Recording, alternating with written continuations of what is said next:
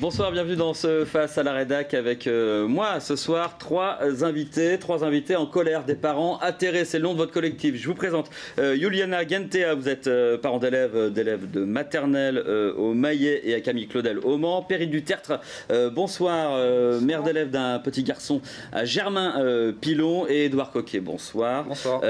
Père d'une fille de 10 ans en CM2 à Gazonfier. Vous êtes là parce que vous êtes en colère. Vous avez exprimé cette colère en conseil municipal qui avait lieu aujourd'hui. Votre banderole et un vœu a été voté. C'était quoi le sens de cette action ce matin? Peut-être vous, Perrine Dutertre. Alors, on est effectivement en colère, mais on est surtout rassemblés pour faire bouger les choses. Donc, c'est pas simplement on essaye de faire en sorte que ça soit pas une colère vaine. Et ce qui est effectivement positif, c'est que ce matin, on s'est rassemblés de manière silencieuse pour être représentés, pour être là au conseil municipal, où un vœu a été voté par le conseil municipal dans le sens de notre action pour demander le maintien des classes ouvertes ou l'ouverture de certaines classes dans des écoles que l'on représente, 6 écoles ici. Alors ce sont les écoles, je les ai notées, Camille Claudel, Les Maillets, Lucie Aubrac, Arthur Rimbaud, Gazonfier et Germain Pilon au Mans. C'est ça. Qui sont, on s'est rassemblés au Mans parce que c'est la facilité, entre guillemets, de savoir qui sont les écoles autour de nous qui sont concernées par les mêmes problématiques. Mais on s'inscrit évidemment dans la logique de tous les autres collectifs qui se sont unis pour les mêmes raisons. Le collectif Pas de village sans école, Pas de quartier sans dignité, qui font tous face aux mêmes problèmes que nous. La vocation du collectif, c'est pas de prendre la place des autres, c'est d'aider les collectifs qui sont déjà existants pour apporter un poids supplémentaire pour avoir des postes pour les écoles. C'est d'ailleurs un peu une nouveauté. En général, chaque école manifeste, grogne, exprime sa colère individuellement. C'est rare d'avoir des parents qui se rejoignent d'écoles, soit à proximité, soit d'une même commune. On l'a déjà fait. En fait, on a commencé tous les annonces de fermeture de classe de manière assez surprenante en termes de situation administrative, ont été faites en février, avant même l'ouverture des inscriptions pour l'année prochaine. Donc chaque école menacée d'une fermeture de classe ou dans une situation compliquée a déjà manifesté en son nom. Ça fait des mois. Donc depuis le mois de février, on se rassemble et on manifeste tous. Nos voix n'ont jusqu'à présent pas été entendues. Il y a 15 jours, on a eu l'idée de ce rassemblement en disant que l'union faisant la force. Votre voix porterait peut-être plus. Exactement, et la preuve est là déjà. Depuis 15 jours, il y a eu le CDEN, Conseil départemental de l'éducation nationale, qui s'est prononcé, qui valide en fait les mesures de carte scolaire. 42 ouvertures, 37 fermetures. Pour vous, ça n'a rien changé dans les écoles que vous représentez? Il y a soit des non-ouvertures, soit des fermetures? Absolument. Tout à fait. Sur les 6 écoles qu'on représente, par rapport aux situations qu'on a remontées au DAZEN, aucune amélioration n'a été proposée suite au CDEN. On est sur la même problématique, on nous répond qu'il n'y a pas de poste. Il y a des mesures qui sont prises en compte, dédoublement des classes en REP+, sur CPCE1, c'est très bien, on est content du travail qui est fait par les enseignants, on les approuve tout à fait. La difficulté, c'est qu'aujourd'hui, on a une communication gouvernementale sur des efforts faits en termes d'éducation, et dans les faits, on n'a pas le nombre de postes nécessaires de créer. Donc aujourd'hui, déshabiller Pierre pour habiller Paul, on n'est pas d'accord. Et c'est aussi la cause de la création du collectif, c'est qu'en agissant individuellement, on a des arguments qui étaient donnés. Sauf qu'en fait, dans les faits, on se rend compte qu'on est tous dans la même situation, on a tous les mêmes problèmes, et à la base, le problème, c'est un manque de postes. Donc notre action, nous, c'est justement, on est les uns avec les autres, et non pas les uns contre les autres, d'où la création de ce collectif, pour ensemble montrer clairement la situation. On a besoin de postes. Sur cette question justement des profs, vous dites déshabiller Pierre et habiller Paul, ou inversement, je vous propose d'écouter le DAZEN, justement, le directeur académique, qui répondait à une de nos questions justement sur cette problématique, moins de postes ou pas moins de postes. On l'écoute. La Sarthe a perdu 752 élèves, perd 752 élèves entre la rentrée 2017 et la rentrée 2018, ce qui veut dire que, arithmétiquement, le recteur aurait dû nous reprendre 40 postes.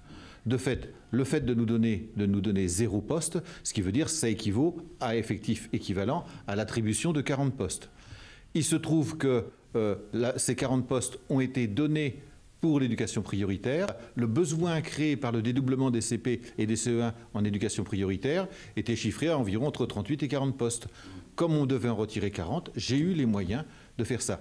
Ce qui veut dire que les 40 postes vont être mis en éducation prioritaire sans que les secteurs ruraux ne soient lésés dans cette affaire, puisque de toute façon, avec 752 élèves, qui sont essentiellement dans les secteurs ruraux, les 752 élèves qui ne sont pas présents, on aurait dû retirer ces 40 postes. Alors on aurait dû retirer ces 40 postes, ils ne sont pas retirés, ça équivaut à avoir des postes en plus. Alors c'est quand même très intéressant comme communication.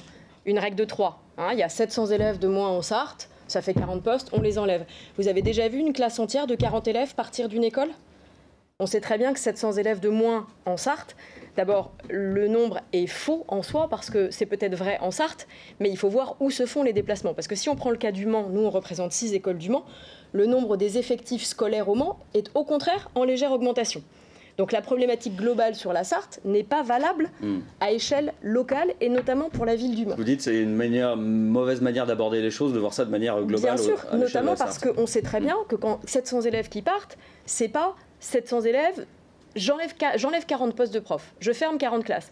Donc ça voudrait dire, ça tombe bien, j'ai 40 élèves de moins dans une école. Ça n'existe pas. On sait très bien que c'est 3 élèves qui partent par-ci, 3 élèves qui partent par-là, et que ça a des conséquences colossales, et notamment dans les écoles rurales. C'est-à-dire que dans les écoles rurales, le déplacement de 3-4 élèves à l'intérieur de l'école va induire une fermeture de classe, voire même parfois une fermeture d'école, et impliquer que les enfants se retrouvent à faire 3/4 d'heure, 1 heure de route, 2 quand on multiplie l'aller-retour, tous les jours pour aller dans une école dans un village un peu plus loin. C'est au-delà de la simple comptabilité. Donc c'est pas du tout une règle de 3 qui peut répondre à ce problème-là. C'est quoi les problématiques pour vous personnellement? Peut-être vous, Juliana? Oui, alors pour moi, déjà cette année à l'école maternelle d'Émaillé, il y avait 33 élèves par classe.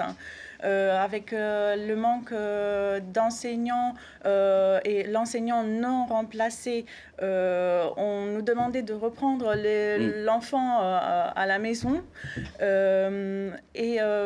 Du côté de Camille Claudel, donc il y a une fermeture de classe sortie de la zone REP. Donc on ne sait pas où on va aller de ce côté-là. Et pour vous, Perrine Duterte, la situation, vous, en tant que parent? Alors la situation, nous, elle est évidemment la même que celle des autres écoles pour les présents. C'est-à-dire qu'effectivement, mon fils, pour l'instant, est dans l'école. Et très concrètement, au lieu de classe à 24, si la classe ferme l'année prochaine, ils seront, comme au Maillet, 33 élèves par classe. Ce qui est colossal pour les enfants, d'abord en termes de fatigue, mais bien évidemment pour les enseignants, dont la qualité de travail est remarquable, et dont on imagine fort bien que l'attention proposée aux élèves ne peut pas être la même pour des tout petits quand vous avez 33 élèves ou 24 par classe. Et vous avez en plus un enfant de moins de 3 ans qui pourra... Et le deuxième problème, c'est que je fais que des bébés de janvier. Voilà. Donc mes 2 enfants sont nés début janvier, en tout début d'année, qui crée ce problème d'intégration à l'école qui se fait normalement en fonction de l'année civile de naissance. Il y a un certain nombre d'enfants, comme la mienne, qui, nés en janvier, à 2, 3, 4 jours près parfois, ne sont pas inscrits automatiquement à l'école. Et c'est pour ça qu'il existe les toutes petites sections qui permettent d'accueillir les enfants à partir de 2 ans et qui accueillent la plupart du temps des enfants nés en tout début d'année, comme la mienne. Et donc ça ne marchera pas si... Et ça, voilà, l'année prochaine, si la classe ferme, les tout petits sont automatiquement exclus des écoles. Édouard Coquet? Pour nous, Gazonfier, c'est une classe en moins, parce qu'on a aujourd'hui plus de 160 inscrits, plus une classe Ulysse, où en fait la classe Ulysse a un élément... C'est une classe en plus avec un instituteur qui ne travaille que avec ses enfants, mais les enfants en fait font des cours en commun avec les autres élèves. C'est pour faire de l'inclusion. Et en fait, ils ne comptent jamais dans les effectifs. Donc on a 160 élèves plus 12, avec un seuil de fermeture à 556. Ça veut dire des conditions d'accueil des élèves Ulysse qui seront moindres, des classes qui seront chargées, et c'est forcément de la perte au niveau des conditions d'apprentissage. On a des classes avec un niveau multiple qu'on doit devoir augmenter pour justement pallier à ce manque de classe. Et c'est forcément des pertes de conditions d'apprentissage pour les enfants. C'est l'avenir qu'on joue aujourd'hui, en fait. Vous avez, pour dénoncer tout ça, écrit cette lettre, pas celle-ci exactement, c'est juste une photocopie, au président Macron. Vous avez eu un retour déjà, une réponse, un conseiller vous a répondu, a pris contact avec vous, ou alors pour l'instant, c'est le grand silence? Pas encore, pour l'instant c'est le grand silence. On l'a envoyé, on recommande l'accusé de réception pour être sûr d'avoir un retour. Pour l'instant il n'y a pas de réponse, alors officiellement l'administration est tenue de nous répondre. On verra s'il y a un retour, mais par contre ce qui est intéressant c'est que au-delà de l'avoir envoyé au président de la République, on la diffuse aussi au Mans, autour de nous, à nos réseaux, on fait savoir, parce que là on prend l'exemple de la Sarthe, parce que nous on vit en Sarthe et qu'on connaît nos problématiques de manière très précise, mais ça ne fait pas l'ombre d'un doute qu'un certain nombre de départements et d'académies sont concernés exactement par la même situation. C'est des vacances là dans 2 jours, ça veut dire quoi? C'est-à-dire que la mobilisation va s'éteindre, ou alors vous allez essayer de trouver des moyens de continuer? On sait que c'est compliqué les périodes estivales pour ce type de mobilisation. Alors c'est forcément plus dur, parce que toutes les mobilisations qu'on a pu avoir le matin au niveau des écoles, donc forcément c'est les vacances, donc on ne va pas le refaire. Maintenant, il y a d'autres formes de mobilisation qui sont en cours de montage. Donc, pour l'instant, on ne va pas divulguer ce qu'on va faire, mais c'est dans les tuyaux. Et puis, il y aura forcément la mobilisation avec les parents au moment de la rentrée. Donc, rendez-vous pour les mobilisations donc à la rentrée. Ouais, et oui, on appelle, un dernier mot, on appelle très fort, on en a parlé tout à l'heure, les coups près, entre guillemets, vont tomber à la rentrée. Avec les comptages. Voilà, avec les comptages. Donc, si on peut lancer un appel aujourd'hui auprès de vous, c'est parents, amenez vos enfants le jour de la rentrée à l'école. Ne soyez pas en vacances jusqu'à 3 jours après. Même à la maternelle, c'est fondamental d'être sur place le jour de la rentrée pour faire partie des effectifs pour le reste de l'année. Oui, parce que ce qui va compter, en fait, pour l'attribution de postes ou pas, c'est le nombre d'élèves le jour de la rentrée. C'est pas le nombre d'inscrits, c'est le nombre d'élèves présents. Donc même malade, 42 fièvres, il faut être là à 8h du matin, il faut les ramener se coucher après, mais il faut attendre qu'ils aient été comptés dans les effectifs. Au moins le temps du comptage. Juliana Gentea, Perrine du Tertre, Édouard Coquet, des parents atterrés. Merci à vous. Merci à dans ce Face à la Rédac. On se retrouve demain pour une nouvelle émission. Merci. Merci.